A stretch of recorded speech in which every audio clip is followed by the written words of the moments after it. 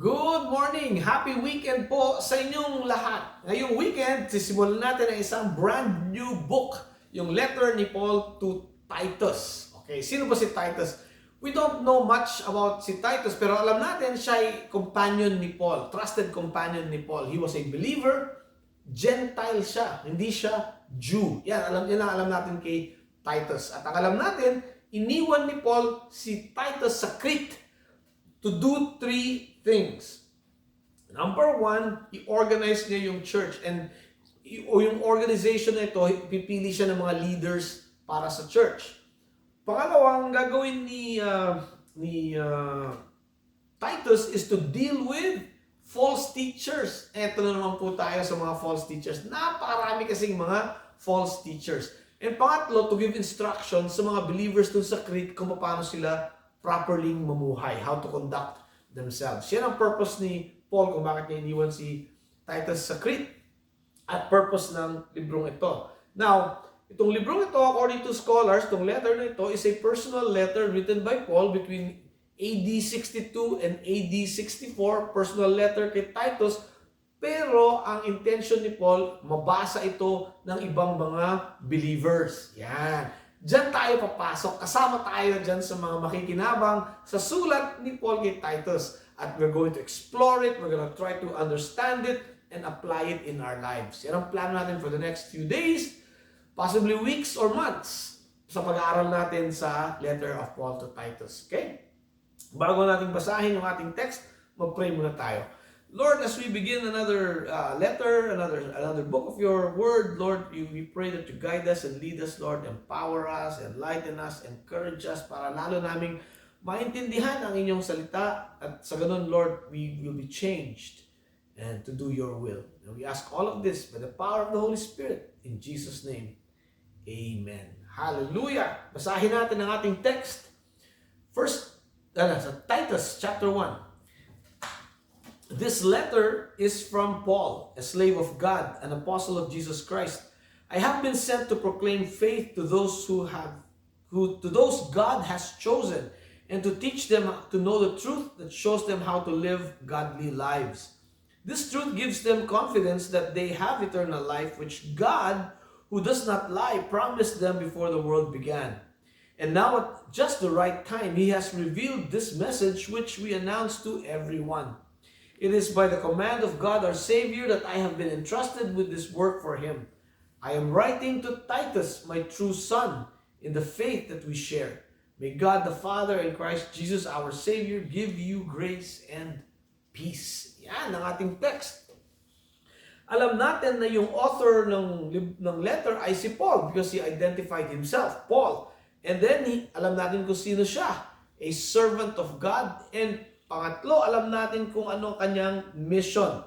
Sabi niya, I am an apostle, someone sent by Jesus Christ with this mission to proclaim faith to those God has chosen and to teach them to know the truth that shows them how to live godly lives. Hindi ko alam kung nahuli ninyo yung phrase, proclaim faith to those God has chosen. Di ba? Ang tawag dyan sa Bible, the elect. Okay? So itong proclamation na ito para sa mga elect, para sa mga chosen. Paano ba natin maintindihan ito? I-represent natin yung mga chosen, yung mga elect, isang balde ng gasolina. Okay? Yun namang not elect or non-chosen, ilagay natin sila sa isang balde ng tubig. Okay? At yung gospel, yung good news, i-represent natin sa isang nasindihang posporo. Yan.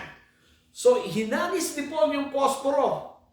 Nung umabot yung posporo dun sa balde ng gasolina, nagliyab. Boom! A symbol of faith. Boom! O, diba? Burning faith. Nung umabot yung palito ng posporo na sindihan dun sa balde ng tubig, namatay. Diba? Yan ang nangyayari sa mensahe ng gospel. Pag umabot sa mga non-elect, wala lang. Pero kung umabot sa elect, magliliyab yung faith nila. Okay? Let's look at that in a more concrete way. Okay? So, babasahin ko sa inyo ang isang very important na mensahe galing sa sa John 3:16. For God so loved the world that He gave His one and only Son, that whoever believes in Him should not perish but have everlasting life. And parang narinig niyo yung words na yan. Ano ba yan? Para bang nagliyab ang inyong puso. Para bang you're so grateful to God. You are so hopeful in God. You are so happy in God. You have joy in God. Yan ba ang reaction ninyo? Kagaya nung nangyari sa isang balde ng gasolina, wag, nagliyab. Or yung words ng John 3:16, wala lang. Kung nandito kayo sa panig ng mga narinig ang salita ng John 3:16 at wala lang, ang kailangan nyong marinig yung sabi ng ating Panginoong Jesus sa Mark 1:15. Okay? Very important, marinig ninyo. The kingdom of God is near. Repent and believe the good news. Yan ang utos ng ating Panginoon. Kung nandito tayo sa mga nagliyab, okay, tuloy natin ang sabi ni Paul. Okay? You need to know the truth. Kailangan nyo malaman ang katotohanan. Sabi ng ating text, Paul, a slave of God, an apostle of Jesus Christ, I have been sent to proclaim faith to those God has chosen and to teach them to know the truth that that shows them how to live godly lives. Parte ng mission ni Paul is to teach, to equip believers in the knowledge of the truth. Okay? Kasi nga, coming to faith in Jesus Christ is not the same as growing in faith in Jesus Christ. Hindi magkapareho yan. Coming to faith in Jesus Christ, ibig sabihin, isinuko mo yung buhay mo kay Jesus Christ. Dahil naniniwala ka na yung ginawa ni Jesus Christ sa cross. When He died on the cross, that is the forgiveness of your sins. Yan ang coming to faith in Jesus Christ. Okay? No one comes to faith in Jesus Christ because of knowledge. Knowledge, however, helps us grow our faith. Kailangan natin ng knowledge para lalong lumalim ang ating pananampalataya sa Diyos.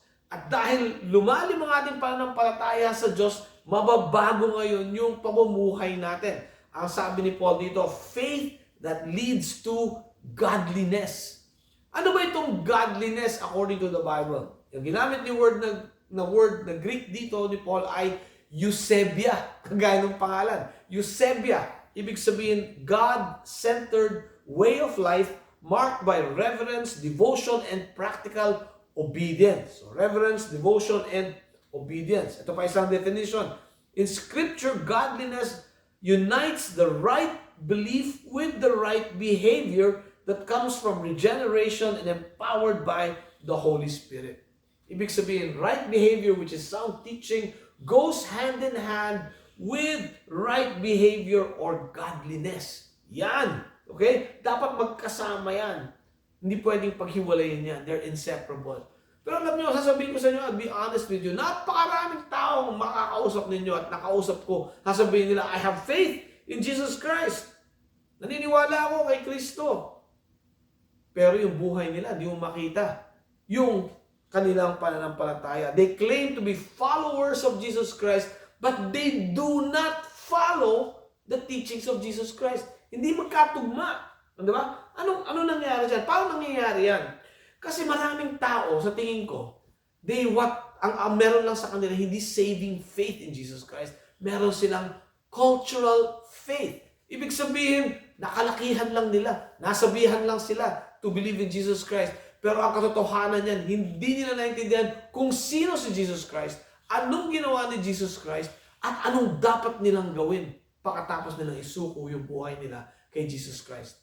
They do not have saving faith. They only have, tawag ko nga, cultural faith.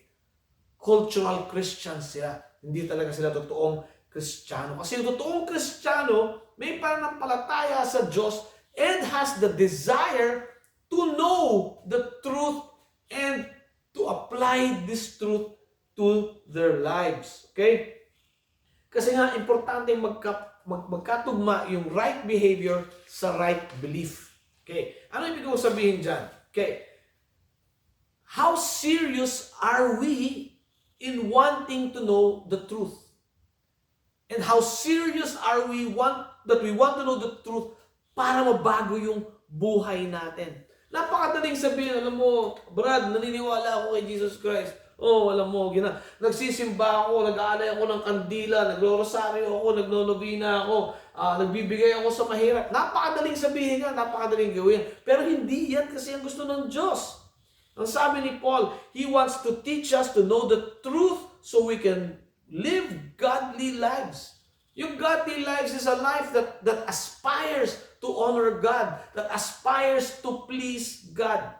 Okay? Alam nyo, every day, we make decisions. Some small decisions, some life-changing, life-altering decisions, di ba? Sa Bible, kung minsan, walang specific na instruction sa atin. Anong kotse ang bibilin mo, anong bahay ang bibilin mo, anong klaseng career ang pipiliin mo. Wala sa Bible yan, no? Ang meron sa Bible, yung framework. Okay? Ano ba talaga yung kagustuhan ng Diyos? Bigyan ko kayo ng example. Maraming tao, akala nila, yung ginagawa nila is pleasing to the Lord. Pero hindi pala because they do not have the knowledge of it. Bigyan ko kayo ng isang concrete example. Yung mga paulit-ulit na lang nagpe-pray, paulit-ulit, ulit na ulit, parang rosaryo, ulit lang ng ulit, ulit ng ulit. Ano yun? Ayaw ng Diyos yun eh. Pero ang akala nila, gusto ng Diyos yan. So yung knowledge of the truth should lead us, hindi pala ganun ang gusto ng Lord ng prayer. Ang gusto pala ng Lord ng prayer yung galing sa puso. Yung kinakausap ng Diyos ng taos puso.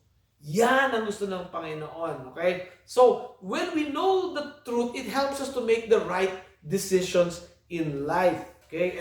And when we make the right decisions, it is right because it pleases the Lord. Yan ang basihan. It's not right because it pleases us. It's right because it pleases the Lord. Okay? And when we aspire to a life that pleases the Lord, merong reward yan. Ano yung reward? Sabi ng text natin, the confidence that we truly have eternal life. Yan ang reward sa atin. When we have saving faith, when we try our best to aspire to know the truth, and then aspire to apply this truth to our lives so we can live godly lives, ang reward sa atin ng Panginoon, the confidence, okay, that we know that we have eternal life with God. Okay? Pag meron tayong confidence that we have eternal life with God, mababago yung buhay natin, mababago yung pananaw natin sa buhay. Diba? Kahit mahirap ang buhay, challenging, kahit marami tayong mga tanong na hindi natin masagot, na okay, when life does not make sense, this life doesn't make sense, it's okay. Kasi alam natin that we have eternal life with God. Ibig sabihin, meron tayong pag-asa, meron tayong hope. Yan ang nangyayari sa atin. We have this confidence to live this life kahit ano pa man ang nasa harap natin. Okay. So, anong gagawin natin sa 2026? Well, tatlo. Number 1, we will seriously invest our time and our energy to know the truth of the Bible. Pangalawa, we will seriously practice yung natutunan natin sa ating pag-aaral. And pangatlo, to live a life of confidence, to be confident that God has us in the palm of His hand. Yan ang gagawin natin sa 2026. Amen? Hallelujah. Let's pray. Heavenly Father, maraming salamat sa inyong salita. Your word, Lord, inspires us and changes us. And we dedicate itong mga commitment namin sa inyo that you will help us to be committed to our commitment. By your Holy Spirit, in Jesus' name we pray. Amen. Happy New Year ulit! Let's study Titus together. Hallelujah!